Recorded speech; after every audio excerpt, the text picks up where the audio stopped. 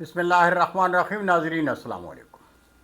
YouTube ادب channel قلم قافلہ پاکستان میں ہوں گل بخشال میں. کتاب تعارف سلسلے میں آج کی کتاب رہبران ادب. ناظرین، سن 2024 میں پہلی بار شائع ہونے والی کتاب رہبران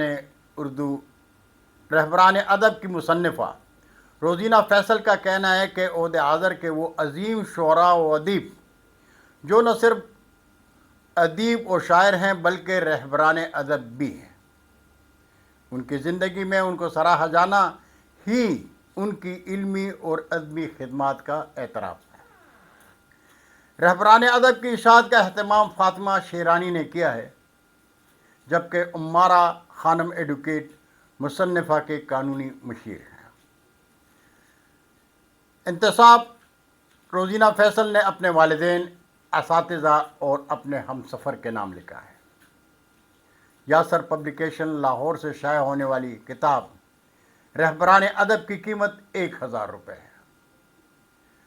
یاسر پبلیکیشن لاہور سے شائع ہونے والی اس کتاب کو منگوانے کے لیے ان کا فون نمبر ہے 0324 44 01 019. ناظرین، 33 ممتاز شعراء اور اردو ادب کے چاند تاروں کے فن اور شخصیت پر لکھے مضامین اور خاکوں کی خالق روزینہ فیصل لکھتی ہیں: ادب کی دنیا کے وہ استعارے جو عام ڈگر سے ہٹ کر چلے، جن کی زندگیوں کا مقصد صرف اپنی زندگی سنوارنا نہیں بلکہ ادب سے جڑے نو آموز طالب علموں کو راستہ دکھانا تھا. صدیوں سے ایسی روحیں اپنے حصے کا کام کرتی رہی ہیں. یہ کتاب بھی عہد حاضر کی انہی روحوں کے لیے لکھی گئی ہے جو اپنے ہاتھ میں ایک چراغ لیے پھرتی ہیں، جن کا کام بس راستہ دکھانا ہے. روزینہ فیصل کون ہے؟ میں بتاتا ہوں. روزینہ درش بٹ کا کلمی نام روزینہ فیصل ہے. بنیادی طور پر تعلق شاہینوں کے شہر سرگودا سے ہے، لیکن خاندان کے لاہور منتقل ہونے اور شادی کے بعد آپ مستقل طور پر لاہور کی ہی مکین بن کر رہ گئیں. آپ انگلش لینگویج میں ایم فل کر رہی ہیں. اس کے علاوہ بحیثیت استاد بھی یونیورسٹی کی سطح پر پڑھا رہی ہیں. روزینہ کے ادبی سفر کی عمر گو کہ اتنی طویل نہیں، لیکن اس مختصر سفر میں مختلف ادبی تنظیموں کے ساتھ منسلک رہ کر آپ کا ادبی ذوق بہت نکھر گیا ہے. آپ کی مختلف تحریریں اخبارات اور رسائل کی زینت بنتی رہتی ہیں. بحیثیت لکھاری روزینہ مختلف ایوارڈ بھی اپنے نام کر چکی ہیں.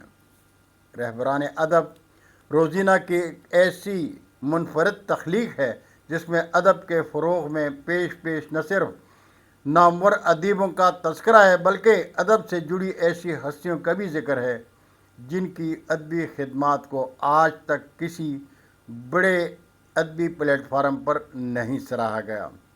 رہبران ادب کی دنیا میں یقیناً ایک سنگ میل ثابت ہوگی، اس میں کوئی شک نہیں.